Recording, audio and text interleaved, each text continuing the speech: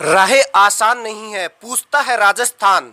आपकी जो पार्टी है वो केंद्र में बीजेपी के साथ हाथ मिला रही है और यहाँ राजस्थान में कांग्रेस और बीजेपी दोनों को कोस रही है। ये कैसे आपकी बात बनेगी यहाँ लोगों में?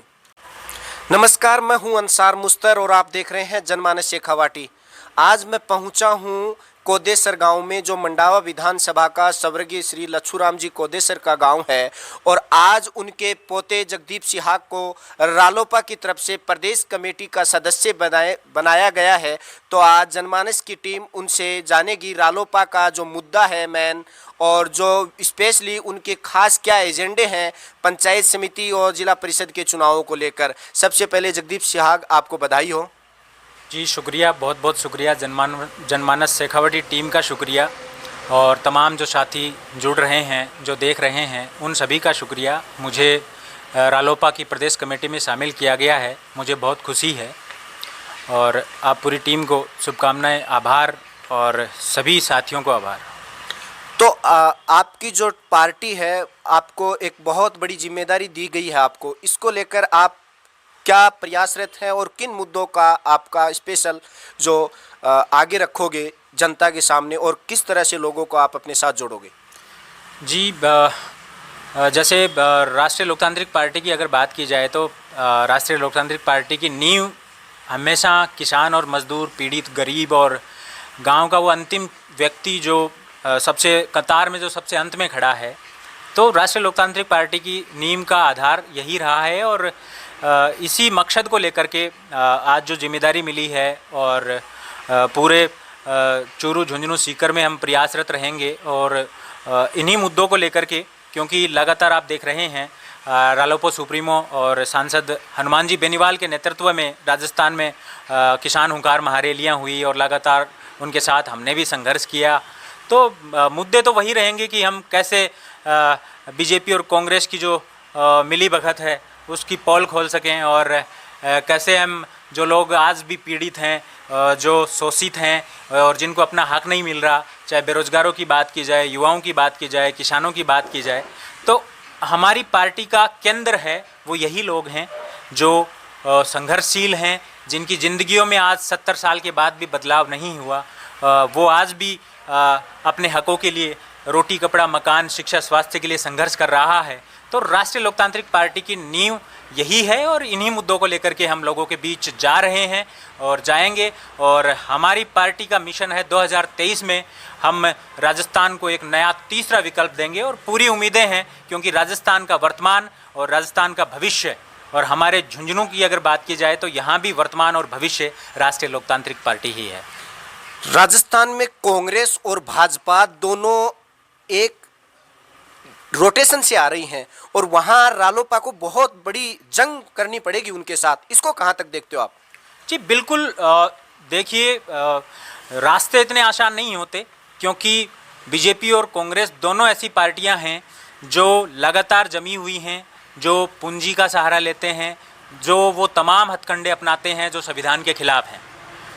तो लोकतांत्रिक पार्टी, जैसा कि पार्टी का नाम है, हम लोकतांत्रिक मूल्यों के साथ काम करना चाह रहे हैं, और बीजेपी और कांग्रेस दोनों ही गैर लोकतांत्रिक पार्टियां हैं जो तमाम हथकंडे अपनाती हैं।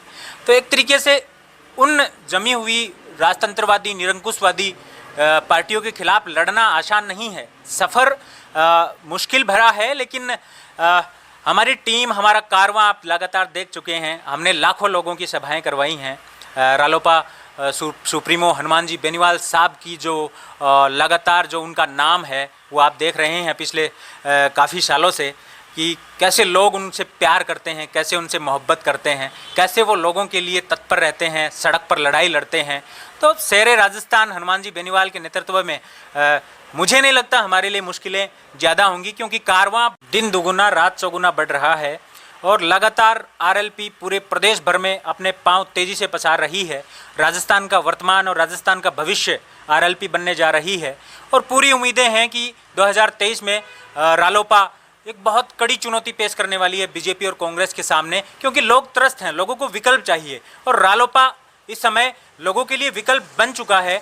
और राजस्थान कि जो हमारी पार्टी के जो संयोजक है, राष्ट्रीय संयोजक हनुमान जी बेनीवाल के नेतृत्व में हम जैसे लोग, हम पूरी तरह से पूरे राजस्थान भर में लगे हुए हैं और पूरी उम्मीदें हैं कि बहुत जल्द ही 2023 में हमारी पार्टी अपनी सरकार बनाएगी और राजस्थान में जो अदला बदली का खेल है और राजस्थान में जो सूखा पड़ा हुआ है तीसरे विकल्प का, उसे हम पूरी तरह से पूरा करेंगे 23 में। राहें आसान नहीं है, पूछता है राजस्थान। आपकी जो पार्टी है वो केंद्र में बीजेपी के साथ हाथ मिला रही है और यहाँ राजस्थान में कांग्रेस और बीजेपी दोनों को कोस रही है। ये कैसे आपकी बात बनेगी यहाँ लोगों में? जी बिल्कुल, राजनीति में 2 और 2 का योग 4 नहीं होता। अब कभी कभी पार्टी को हितों के लिए, मूल सिद्धांतों, विचारों के लिए और लोगों के हितों के लिए, जिन सपनों के लिए हम काम कर रहे हैं, हमारे सुप्रीमो और पूरी जो राष्ट्रीय कमेटी और जो भी लोग हैं वो निर्णय करते हैं और समय समय पर, मुझे नहीं लगता उन्होंने जो भी फैसला किया, केंद्र में वो बीजेपी के साथ हैं, तो वो फैसला लोगों के हित में है, इसीलिए किया है। और आज आप देख रहे हैं कि रालोपा प्रदेश भर में चुनाव लड़ रही है, पूरी घोषणाएं हो चुकी हैं, पंचायतों के चुनाव हम लड़ रहे हैं और आप देखेंगे 2023 में दमदार तरीके से हम चुनाव लड़ेंगे।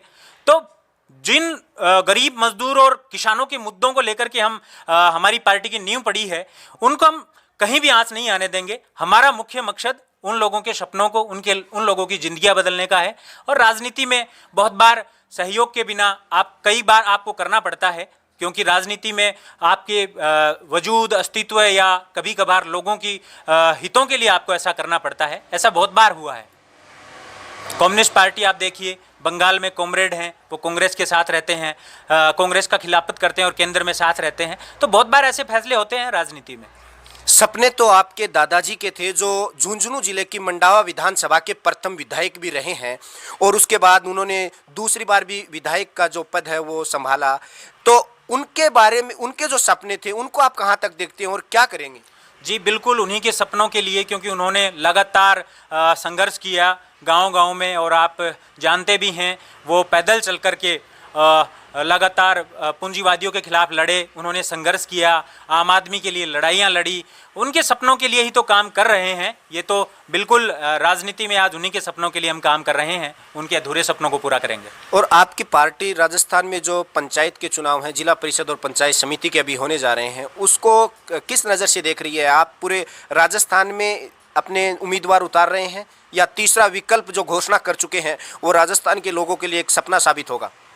जी बिल्कुल, पूरी तैयारियां चल रही हैं। बहुत जगह, बहुत जिलों में उम्मीदवार जिला परिषद और पंचायत समिति का चुनाव लड़ रहे हैं और आप परिणाम देखेंगे। हमारी पार्टी के बहुत सारे प्रमुख और प्रधान बनने वाले हैं।